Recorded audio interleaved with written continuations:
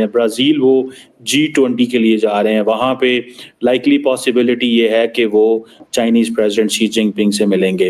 America, Russia और China के बाद इंडिया दुनिया का चौथा ऐसा कंट्री बन चुका है जिसने हाइपरसोनिक मिसाइल अपना टेस्ट किया है, और ये बहुत बड़ी बात है। इसका मतलब ये है कि दुनिया में इस समय सिर्फ 4 ऐसे कंट्रीज हैं जिनके पास अपने खुद के हाइपरसोनिक मिसाइल हैं। और इंडिया से ये सब नफरत करते हैं, इंडिया की दवाइयाँ ही अपने मरीजों को खिला रहे हैं। इंडिया के लिए चंद एक लोग नफरत जो करते हैं ना, वो कोई अपना चूरन बेच रहे हैं। नफरत बनती नहीं है, ना गवर्नमेंट सतह पे बनती है, ना पब्लिक सतह पे बनती है। भाईजान हमारे पास जज्बा बहुत है। अब भाई फिर अभी वो यही बात है, जज्बे से हम जज्बा है तो क्या? जज्बा इसलिए है कि जो पढ़े लिखे हैं वो तो कुछ कर रहे नहीं। अच्छा। जो अनपढ़ है वो उनमें जज्बा है। ठीक है। वो क्या कर सकते हैं? कुछ भी नहीं कर सकते। तो जज्बा लेके गली गली हमने नारे लगाने, ठीक है, मगर दुनिया से पीछे रहना है। और इंडिया भी साउथ अमेरिका में पैसा लगाना चाहता है, इंगेज करना चाहता है, और ये पैगाम देना चाहता है चाइना को कि हमारे यहाँ पे रवाबत मौजूद हैं, हमारे कांटेक्ट मौजूद हैं। ठीक है, हमने भी एटम बम शबे बारात पर चलाने के लिए नहीं रखे हुए। पाकिस्तान के पास भी न्यूक्लियर है, तो हमारे पास क्या है भाई? ये दिवाली के लिए रखा है क्या? हमारे यहाँ ना जैज जज्बा पैकेज है। अच्छा। हमें वो जैज जज्बा पैकेज सिखाया गया है। ठीक है। अगला उसका मान ही नहीं बताया गया कि जज्बा किसको लेके कहते हैं। ये कहते हैं कि लड़ाई जो है वो बहादुरी है, जंग जो है वो बहादुरी है। अच्छा। मैं कहता हूँ कि सब्र से काम लेना बहादुरी है। हमने मुकाबला करना है तो एजुकेशन में करें, एजुकेशन में करें, हम उनसे तिजारत में करें। आप इंडिया का वीजा फ्री कर दें, अगर आपको गाड़ी में जगह मिल जाए, मुझे नीवी धाम बढ़ा दें। क्या बात कर रहे हैं? यकीन कर लें, लोग सारे जाएंगे। गियोना एक ऐसा मुल्क है जहाँ पे 40% जो पॉपुलेशन है वो इंडियन ओरिजिन की है। आपको बड़ी हैरानगी होगी कि साउथ अमेरिका का एक मुल्क गियोना, जिसके जो प्रेसिडेंट हैं इरफान अली, वो आप समझें कि 40% आबादी उस मुल्क की जो है वो इंडियन ओरिजिन।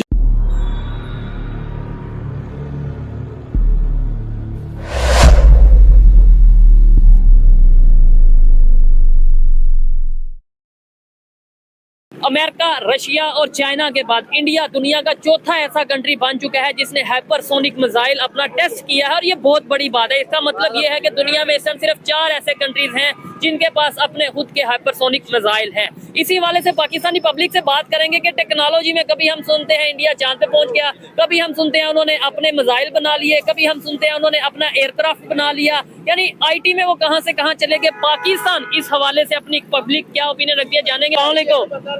आपका नाम क्या करते हैं शफकत साहब? मजदूरी करते हैं। मुझे ये बताएं, क्या कहना चाहेंगे इस टाइम टेक्नोलॉजी में, एजुकेशन में पाकिस्तान कहाँ पे खड़ा है? पाकिस्तान इसमें इस टाइम तो रोटी, कपड़े और मकान में भी बहुत पीछे, टेक्नोलॉजी तो बहुत दूर की बात है। ये बड़ी अच्छी इन्होंने बड़ी सच्ची बात की है। जो महंगाई है, हाँ। और जो हमारे मुल्क में करप्शन है, ठीक है, एक चिंगसी से लेकर वजीर आजम तक सब करप्शन कर रहे हैं। ठीक है। तो इस मुल्क ने टेक्नोलॉजी के अंदर थोड़ी जाना है, ये तो बर्बादी के अंदर जा रहा है। असल में हर मुल्क के अंदर ये महंगाई भी है, बेरोजगारी भी है, इंडिया में भी करप्शन होगी, हर मुल्क में है ना। लेकिन हमने अपने आप को ठीक करना है, हमने कोशिश करनी है, आगे बढ़ना है। हमने इन्हीं चीजों को लेकर नहीं पकड़ के बैठना। नहीं चाइना जो है ना, वो मछली पकड़ना सिखाता है, पकड़ के नहीं देता। ठीक हो, हमने खुद अपनी बेरोजगारी खत्म बल्कि मैं यहाँ पे कहना चाहूंगा, चाइना पाकिस्तान के मामले में हमें मछली पकड़ना नहीं सिखा रहा, हमें सिर्फ मछली दे रहा है। हमें अगर मछली पकड़ना सिखा रहा था तो हम अपनी टेक्नोलॉजी में आगे जा रहे होते, चाइना का हेल्प ना लेनी पड़ती, हम अपना इकोनॉमी अपनी खुद बेहतर कर रहे होते, चाइना की हेल्प ना लेनी पड़ती। एक ही दम में सारा क्या कुछ दे देंगे वो। ठीक है, आहिस्ता आहिस्ता सब कुछ मिलेगा। सी पैक पे वो कितना काम कर रहे हैं, तो सी पैक कितना टाइम हो गया हम काम, हमारा सी पैक पे प्रोजेक्ट, हमारी अपनी गलत फहमियाँ है। हम कैन ब्राजील जा रहे हैं, ब्राजील वो G20 के लिए जा रहे हैं। वहाँ पे लाइकली पॉसिबिलिटी ये है कि वो चाइनीज़ प्रेसिडेंट शी जिनपिंग से मिलेंगे। अच्छा, मज़े की बात यह है कि मैंने आपको बताया था कि इंडिया और चाइना को ये एक इम्पॉर्टेंट उनका कोएग्जिस्टेंस समझ लें या उनकी एफर्ट समझ लें कि जो बड़े मल्टीलैटरल फोरम हैं उसमें इंडिया और चाइना मौजूद है। सो वो अपने मसले डिस्कस करते रहते हैं। दोनों आपको पता है सीरियस पावर्स हैं, दोनों ये चाहते हैं कि ग्लोबल साउथ के लिए काम कर रहे हैं। अगर चाइनीज़ प्रेसिडेंट शी जिनपिंग पीरू जा रहे हैं, पहुँच गए हैं, तो वो पीरू से अगर ब्राज़ील जा रहे हैं तो नरेंद्र मोदी भी गियोना जा रहे हैं, और वो ये मैसेज देना चाहते हैं कि अगर इंडिया चाइना के साउथ अमेरिका में कॉन्टैक्ट्स हैं, जहाँ पे पीरू में मैं देख रहा था कि एक प्रोजेक्ट पे तकरीबन $1.25 अरब चाइनीज़ लगाने जा रहे हैं, तो तो गियाना जो है उसके जो प्रेसिडेंट हैं इरफान जो हैं वो भी इंडिया आए हुए थे आई थिंक पिछले साल, और इंडिया भी साउथ अमेरिका में पैसा लगाना चाहता है, इंगेज करना चाहता है और ये पैगाम देना चाहता है चाइना को कि हमारे यहाँ पे रवाबत मौजूद हैं, हमारे कॉन्टैक्ट मौजूद हैं। गियाना एक ऐसा मुल्क है जहाँ पे 40% जो पॉपुलेशन है वो इंडियन ओरिजिन की है। आपको बड़ी हैरानगी होगी कि साउथ अमेरिका का एक मुल्क गियाना जिसके जो प्रेसिडेंट हैं इरफान अली, वो आप समझें कि 40% आबादी उस मुल्क की जो है वो इंडियन ओरिजिन की है। और ये आबादी जो है वो इंडियन ओरिजिन की ऐसे है कि जब ब्रिटिश राज था तो जो ब्रिटिश जो थे वो शुगर प्लांटेशन के लिए वर्कर्स लेके गए थे, तो वो इंडिया से लेके गए थे।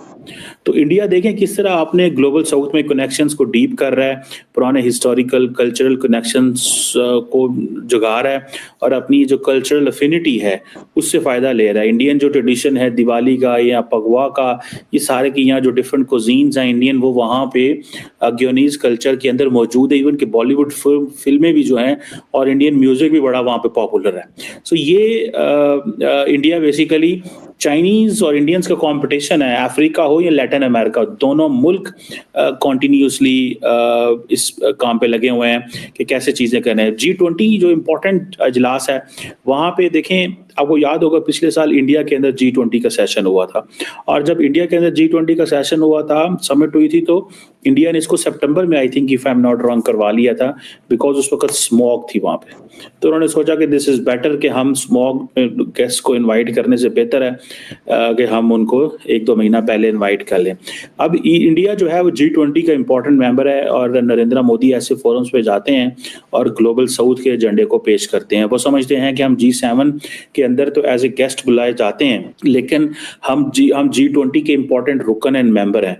वो कहते हैं, इंडिया कहता है जी कि हमें क्योंकि G7 में इनवाइट नहीं किया जाता, हमें उसका परमानेंट मेंबर नहीं समझा जाता, तो हम क्या करेंगे कि हम अपने ही क्लब बना लेते हैं। सो उन्होंने G20 का एक क्लब है थोड़ा सा बड़ा, फिर बाकी जो क्लब्स हैं ग्लोबल साउथ का क्लब। इंडिया को समझ आ गई है कि उस जगह जाएं जहां पे स्पेस है। सो इंडिया दुनिया के 125 मुल्कों का लीडर बनने को तैयार है। इंडिया बार बार कहता है, आपको याद होगा थोड़ा दिन पहले ही, आई थिंक हफ्ता 2 हफ्ते पहले ही, doctor Jaishankar somewhere he was in South East Asia, और उन्होंने वहां पे ये बात की और उन्होंने ये कहा कि हम ग्लोबल साउथ के 125 मुल्कों को लीड करने के लिए तैयार हैं। इसीलिए इंडिया ने जो नारा लगाया है, one earth one family and one future, ठीक है, ये सारा इंडिया ने जानबूझ के नारा लगाया ताकि सिर्फ हम ग्लोबल साउथ को अट्रैक्ट कर सकें। इसीलिए वो